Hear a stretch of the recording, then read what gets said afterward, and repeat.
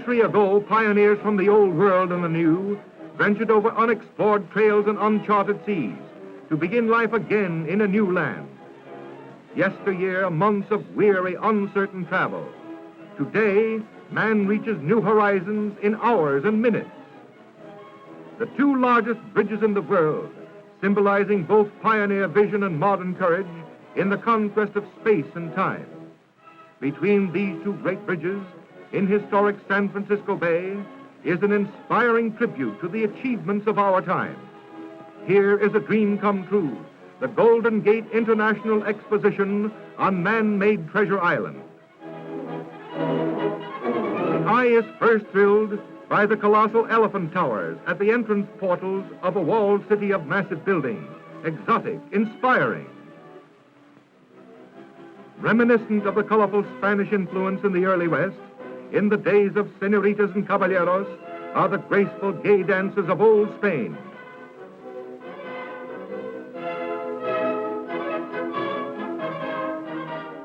Just beyond, at the Court of the Seven Seas, is the giant statue of Pacifica, boldly expressing the theme of the Golden Gate World's Fair. Behind it, a silver chime curtain tinkles a tranquil song of peace.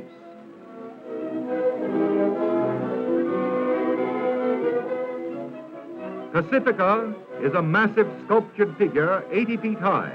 Overlooking the court it dominates, the exposition's vast garden acres. Sparkling bright fountains are everywhere, living silver strands, reflecting the flowers and the brilliant colors of great walls under the sunlit California skies. Looming over the court below rises the graceful Tower of the Sun, set among pools and gardens carpeted with the bright flowers. This is the theme center.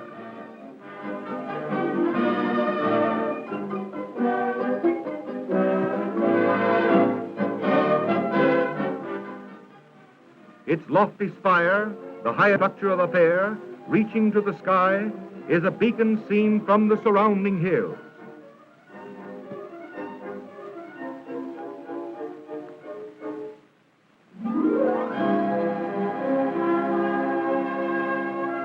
Its shimmering reflections bring beauty from the sky.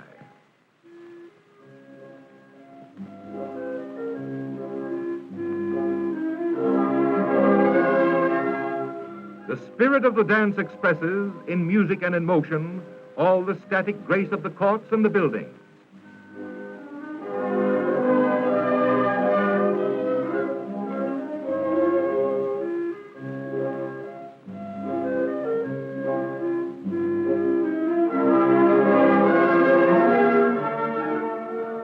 At the Court of Flowers, the rainbow fountain blends sparkling waters with multicolored blooms.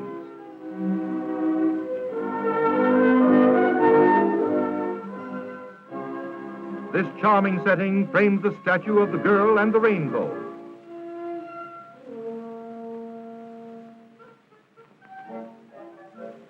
The Arch of Triumph looms up nearby.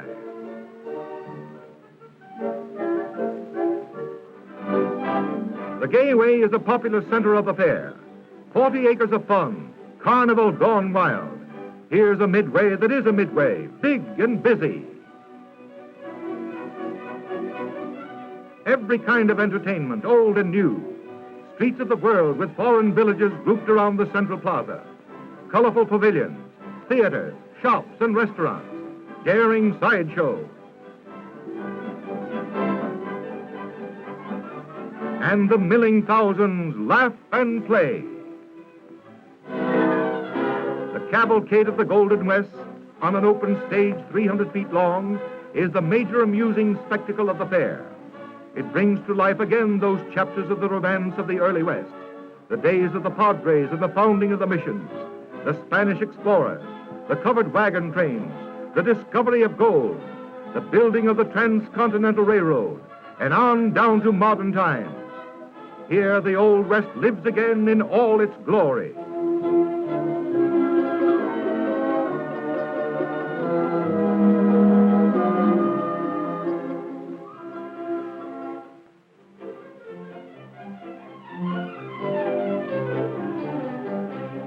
national dances old and new, colorful costumes, gay music, laughing girls and their gallant partners in the folk dances of other lands. The spirit of happy, carefree days gives action to the beauty all around.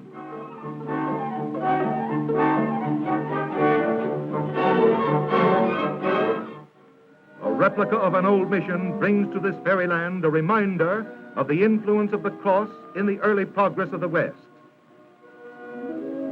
36 different nations are represented by exhibits within the massive wall. South America, the Orient, and Europe, too.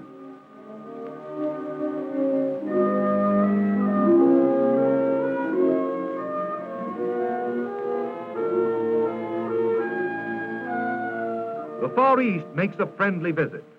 A Japanese Samura house set in an ancient garden typifies the finer traditions from across the wide Pacific. Here is told the story of Japan, contrasting the old with the new. And friends from down yonder greet us at the Australian building with rare exhibits from the Antipodes. Far off Indochina proudly shows art of centuries ago to the people of today. The wide Pacific promenade leads to the impressive Chinese village. A unique exhibit created by old friends, it mirrors all the majesty and romance of Cathay, old and new. An authentic reproduction of a Chinese walled city. Tea gardens and native bazaars, temples with pagan gods and their fantastic decorations of dynasties long vanished.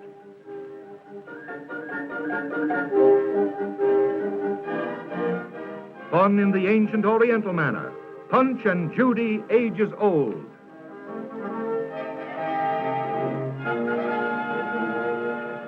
And looking down on this bit of old China are the quaint pagodas of song and story, marking their exotic design against the sky. Sampans and junks sail again on a miniature sea. Pacific House is the fair center for all the far-flung nations across the western seas. The new in art plays its part too. It is dominantly expressed in the massive murals of the Federal Building, telling in pictures a history of a nation, bold of line, daring in color.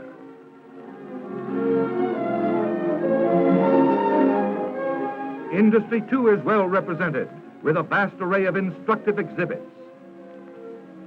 Everywhere, music quickens the heartbeat. Dances of old Mexico respond to the soft strumming of guitar.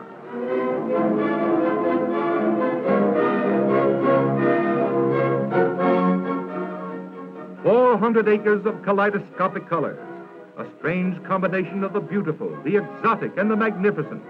A brooch of rare gems on the bosom of the blue waters. When will man's genius ever again create so lovely a thing?"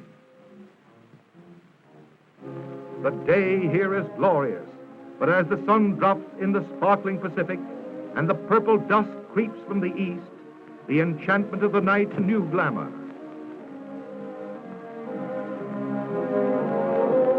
Tinted illuminations of nocturnal harmony, painted with great brushes of light, glittering in the dark, a veritable fairyland with changing colors of blue and rose and green. Fountains become living rivers of fire. Columns of luminous vapors rise to the stars, which seem reflected 1,000-fold on Treasure Island in the bay, proclaiming peace to all men, and through it, progress and greater things for all the world.